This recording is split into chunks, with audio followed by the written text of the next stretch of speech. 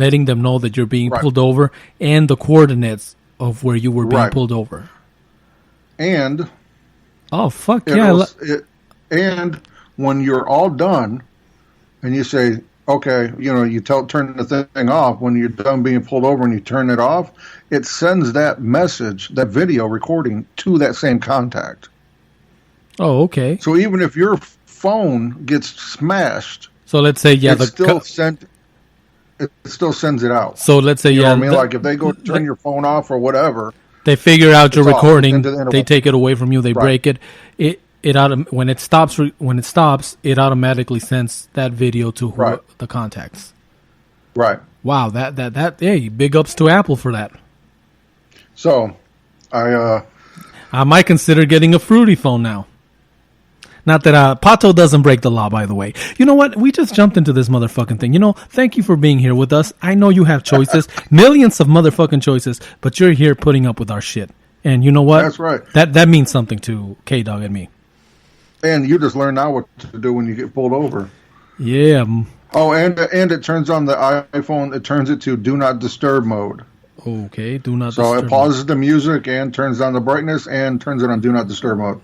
Which, hey, I really can't see how this is a bad thing. I really, really cannot. I cannot either. I mean, we've discovered that. I mean, because you and I have worked in fields that are considered LE. Right. We have a tendency to sympathize sometimes with officers, and but at the same time, and we've always said that don't let a few bad apples ruin it for the other ones that are just out there trying to do their job, trying to protect. Because yeah, they are out there.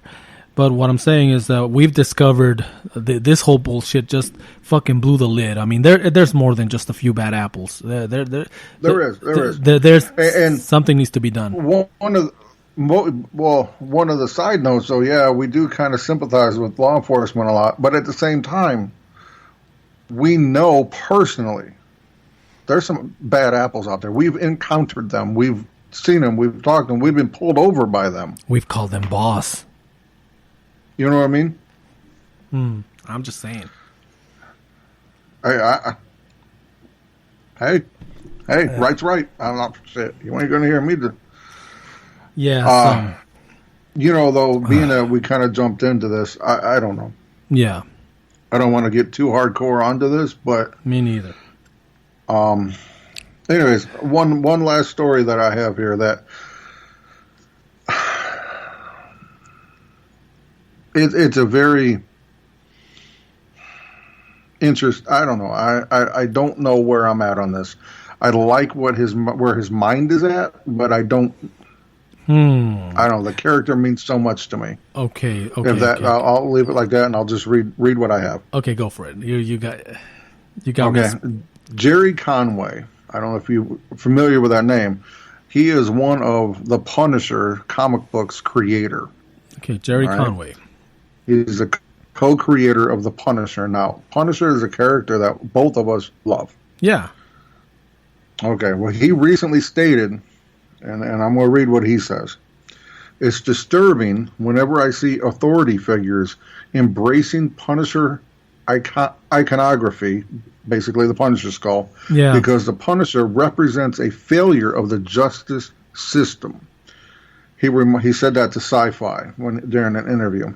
Mm-hmm. He also went on to say he's supposed to indict the collapse of social moral authority, and the reality is some people can't depend on institutions like the police or the military to act in a just and capable way.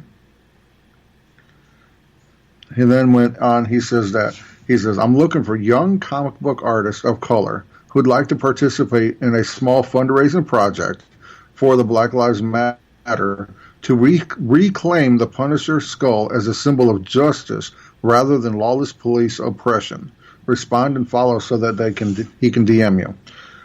He said, to be clear, this little project is open to anyone who wants to contribute their time and effort. It's not a paying gig. It's intended to raise funds to support Black Lives Matter. I hope to use multiple artists with a variety of styles and artistic approaches. As to the debate over whether the Punisher symbol can ever be used as a symbol for justice, he says, I agree, that's an open question. What it must not be is a symbol of oppression. And he therefore says, I want to deny police the use of the symbol by claiming it for Black Lives Matter. Call it irony. He also says, Disney knows this is radioactive. They are going to let it fade away, which to me is a shame. Maybe seeing it in this new light will inspire them to embrace it and bring it forward. Part of bringing the character forward would be replacing Castle with a different soldier, a new Punisher, if you will. One that could be Latino or Black or Asian, Conway pointed out to Forbes magazine. While the Punisher's face might change, thanks to Conway's effort, the skull would still stay the same. Now, this is the Punisher co-creator. Yeah. Yeah, I read something about that, and I was like, yeah, okay. Yeah, and yeah, I think he's right, man. The Punisher is a symbol of, he operates around the law. Outside the law, around it, because the law is not working. And to have police officers use it, I mean, I don't know. It's almost like Judge Dredd too. It's like right now we still have a system where the police officer is not the judge, jury, and executioner. But that's what's happening out there, and I don't know. Damn. Okay, so dude is trying to do something positive and use the Punisher symbol for BLM. Right. Black Lives Matter. I don't know. Well, I mean, and one of my dilemmas though is I think the guy who played Punisher did it really well. Well, yeah, there's no denying about that. In fact, I mean, considering I was one of the biggest, when I first heard it was that guy, I was like, oh, no, not that guy. Fuck him. Yeah, I was the same way. I'm like, no. Not him. Fuck. And then all of a sudden, I see the Punisher, and I see how, man, I don't want to, I can't see anybody else as the Punisher right now. Right. It's one of those things. But speaking in real world things, I mean, police officers that are oppressive, wearing the symbol, like, I mean, I'm punishing, that, yeah, I could see why dude is upset and doesn't want to see something that he co-created become a symbol of oppression. Right. I can understand where he's coming from. Yeah. I don't know, it's just sad. It's sad that that this is even having to be talked about. You know what I mean? Like, well, we live in a world where, I mean, everything is upside down. Everything is fucked up. I mean, I don't know. You might run into somebody in the grocery stores trying to save your soul in a very aggressive way. Yeah. And yeah, I guess. I don't know. I think. I came across that video, and I think I sent it to you, so you saw it, right? No, you definitely saw it. You replied back by calling me accuser. Right. You asshole. Now, I'm gonna play a few sound clip here. It's from a video that was on the internet. Apparently, I don't know if this person, obviously there has to be something wrong with her. I mean, well, yeah.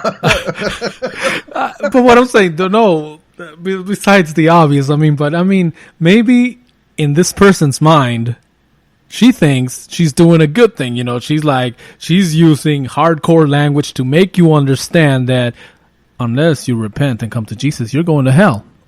But I mean, she has a very peculiar way of doing it. So hold on, let me get this up here. Motherfucker. You do need my help, sir. Can't you see that, you son of a bitch? Could you please just let me check out my groceries? Fuck you, I'm trying to help you, motherfucker. Wow, this is... You gotta ask Jesus Christ. I don't have to do anything. We're all sinners. Okay. He's not gonna force you to do it. You are sinning right now. No, I'm not, motherfucker. You fucking accuser. Get the fuck out of here, you fucking accuser.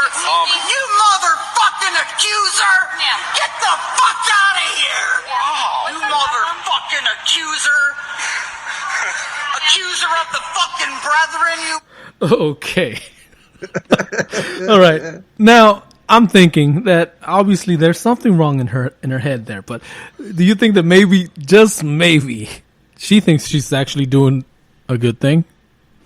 Like, just... Oh, yeah. I'm sure in her mind, she's legitimately trying to save that person. Trying to save that person, but, I guess, yeah, it's... So, what would you do in that case? Had it been you? Laugh.